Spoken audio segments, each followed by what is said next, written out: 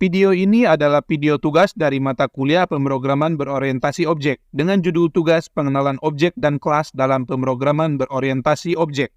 Assalamualaikum warahmatullahi wabarakatuh. Halo semua, kami perwakilan dari kelompok 3 akan menerangkan topik pembahasan mengenai pengenalan objek dan kelas dalam pemrograman berorientasi objek. Sebelum masuk ke pembahasan, di dalam video ini materi akan disampaikan langsung oleh anggota dari kelompok 3, yaitu saya sendiri sebagai Arya Guna Padluraman Priyadi, Fauzan Azima, Muhammad Ihsanul Amal, Putra Febriano Nurba, dan Muhammad Dapa Saptrian. Untuk memberikan gambaran lebih jelasnya tentang objek dan kelas, mari kita mulai dengan pengenalan dasar dari pemrograman berbasis objek terlebih dahulu. Pemrograman berorientasi objek atau PBO ini adalah suatu metode pemrograman yang berorientasikan kepada objek, di mana semua data dan fungsi ini didefinisikan ke dalam kelas-kelas atau objek-objek agar saling bisa bekerja sama dalam memecahkan suatu masalah. Model data berorientasi objek ini dapat memberikan fleksibilitas yang lebih banyak. Contohnya yang pertama itu bisa memberikan kemudahan dalam mengubah program. Yang kedua, bisa digunakan secara luas dalam bahasa pemrograman skala besar. Pemrogramer berorientasi objek ini biasa digunakan jika tahap penulisan kode program yang sudah mencapai tingkat rumit. Hal ini biasanya terjadi pada bahasa pemrograman yang tingkat bahasa pemrogramannya termasuk tinggi, sehingga membutuhkan penulisan yang lebih kompleks. Contoh bahasa pemrograman yang biasa digunakan dalam PBO, yaitu yang pertama ada Java, yang kedua ada PHP, yang ketiga ada Ruby, yang keempat ada Python, yang kelima ada C++. Selanjutnya kita akan memasuki dalam pembahasan mengenai kelas dalam PBO.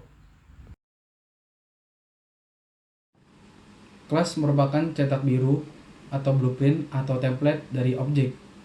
Kelas dipakai untuk membuat kerangka dasar yang instansiasinya menggunakan objek. Dengan kata lain, kelas yang dibuat nanti akan mendefinisikan objek. Di dalam kelas akan dideklarasikan data berupa properti atau atribut dan fungsi atau metode.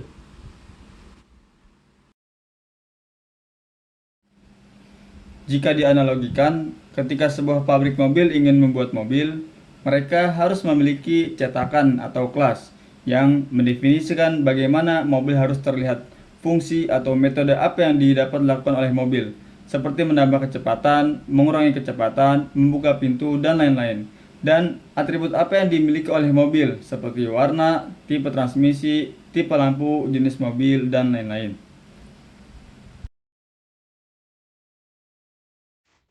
Baiklah, objek itu adalah sebuah inialisasi daripada sebuah kelas di mana mempresentasikan apa yang ada isinya daripada kelas itu sendiri. Isi daripada kelas itu ada dua, yaitu ada metode dan juga atribut. Keywordnya adalah objek itu adalah inialisasi daripada sebuah kelas. Kita ambil contoh dalam kehidupan nyata seperti ini. Ketika kita mengambil cetakan atau blueprint daripada mobil, nah blueprintnya itu disebut dengan kelas, dan hasil objeknya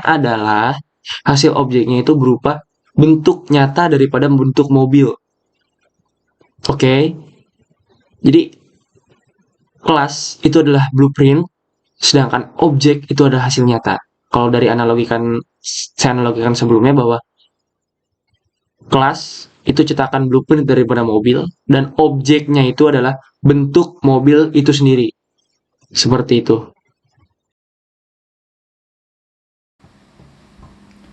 Objek dianalogikan ketika kita mengambil cetakan mobil dan menciptakan sebuah mobil dari cetakan tersebut.